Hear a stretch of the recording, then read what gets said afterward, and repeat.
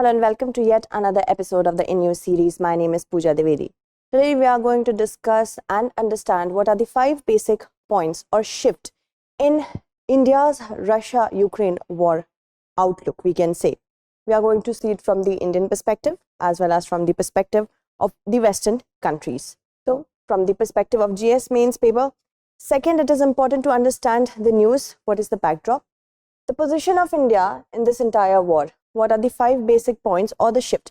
And when did India shift to a no intervention policy towards an international intervention policy in the war, Russia-Ukraine war? We are discussing it because this war has completed 1 year. It had a lot of and still has a lot of repercussion on inflation, international peace, fertilizer, food security. It also has environmental repercussions. But how India has remained almost consistent for a period of time to now shifting its perspective on this particular war, we are going to discuss that. So, in the last year, the UN, United Nations, UNSC, as well as the United Nations General Assembly, United Nations and its bodies have voted on resolutions which pertain to Russia-Ukraine war, and this was done at least 39 times. 38 times were done since Russia invaded Ukraine on February 24th and once on January 31st this year itself. And if we have to talk about the position of India, India has walked a tightrope between maintaining its friendship with Russia, having a outlook on humanitarian crises, and also its friendship with the West. India has maintained a diplomatic balancing act. It has done certain things by which I can say so. It has not outrightly gone and criticized Russia, our time-tested friend, since the beginning of the war. It has termed this war as a threat to humanitarian peace, security, food and fertilizer policy. It has time and again talked about cessation of all sorts of violence, and that was done. That was set for both the sides, Russia as well as Ukraine. It has walked the tightrope between US-led West and Russia. But it has not covered down I can say this by 2 things. First, at one of the very famous summits, India has made certain points. First, Modi ji's very famously worded sentence, "This is not an era of war," which has been reiterated by many leaders of the world and also the French leader.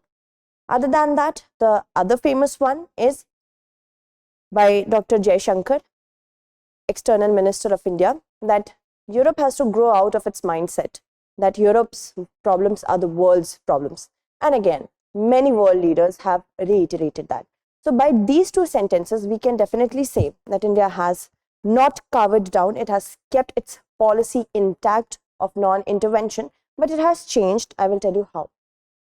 It has abstained from voting on different resolutions when it comes to this war on many occasions, showing that India does not want to intervene in a bilateral issue. India has expected this from the other countries of the world when we talk about Kashmir. So this is the same thing that India is doing for other countries, and that is completely fine, because the 2-country problem can have a solution when the 2 countries will meet diplomatically. This was said not only for Russia, Ukraine, but also for Israel and Palestine, a 2-state solution. Moving ahead, let us talk about other important things. Now, United Nations Security Council, which is a 15-member body, discussed the Russia-Ukraine conflict 47 times since January 31st last year. India abstained on all 5 resolutions which were passed. And at the 193-member United Nations General Assembly, it abstained on all 6 resolutions.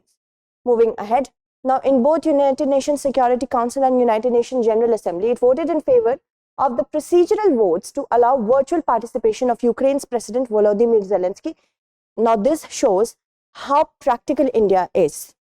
Not intervening when it is not called for by both the countries. Only one country, if it is coming for help, does not mean that the other country is also going to do the same. This is not Kashmir, right? Then it abstained on votes at the UNHRC, in IAEA, UNESCO and WHO, among other bodies, where different resolutions were passed pertaining to the war. But the Indian Judge Justice Dalveer Bhandari, he had voted in favor at the International Court of Justice when it comes to the resolution, and this was done in his personal capacity according to Indian officials. Moving ahead, there are 5 basic points that the West has kept in mind with respect to India's position on this war throughout the year. India had said it was deeply disturbed, but it never named Russia, that it is disturbed because of Russia. It had voiced concerns over the crises. Then it has called for cessation of violence and hostilities by both the sides. It did not call for ceasefire because India believes ceasefire is a narrower term. It is just for a short period of time. Cessation of violence and hostility is a much larger term. So because of that, okay. Moving ahead, now we talk about the third point. It had flagged its concerns about Indian nationals who were residing in Ukraine and Russia. About 22,000 Indian nationals, mostly students which gone for studying medical, they had to be evacuated by special planes, and Russia was very mindful of it. So this was also one of its stand. It called for respect for, this is the fourth point, beg your pardon. It called for respect for territorial integrity and sovereignty and respect for UN Charter and international law. If the world doesn't have a guiding principle, especially it is not guided by, it is not followed by one of the permanent 5 members of the UNSC, India is also fearful of the fact if Russia can do so because of its very powerful veto, the veto that has been given to the permanent 5. China can also do the same, not only for Ladakh region, but also for Arunachal Pradesh. It has advocated diplomacy, not violence. It has never provided any sort of military help that like the West is doing in order to fuel the fire between the two countries. It had maintained that dialogue and diplomacy is the path forward, and this has been Delhi's perception when it comes to its own border standoff with China.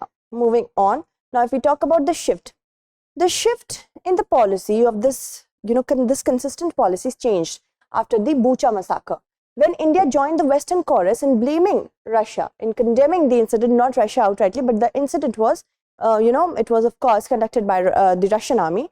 So India joined the chorus. It even asked for an international probe, which is very uncommon because of the issue of Kashmir. India never calls for international probe, but when it is doing so, there are certain very important facts that we have to remember. There is a time when India has to come forward and call an apple an apple. And India at one of these moments showed that even Russia is our friend, but still we will stand for what is right. And this has given a lot of girth, a lot of importance to a lot of attention to India's foreign policy. It has made it more credible in nature. Also, Russian President Putin and other Russian leaders made nuclear threats. Here also there was a shift. India said that it was concerned as the saber rattling. This is warmongering.